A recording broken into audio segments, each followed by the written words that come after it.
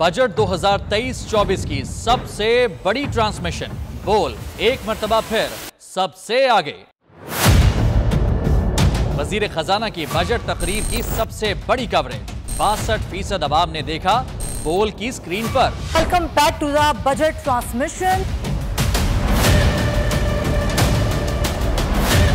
सबसे बड़े पैनलिस्ट और रिपोर्टर्स की बड़ी टीम ने बजट के लम्हे लम्हे की अपडेट से किया बाखबर अपनी आवाम को। में यूं कह रहा हूं कि एक तरफ ये ख्वाहिश है कि लोगों को रिलीफ दी जाए, क्योंकि इलेक्शन सर पर है, तो कोई ऐसा बजट दे जो पॉपुलिस्ट हो। क्योंकि बोल रखता है खबर के हर पहलू पर नजर। बोल है सबसे आगे, सबसे पहले। सब्सक्राइब करें और बेल दबाएं ताकि कोई खबर रह न जाए।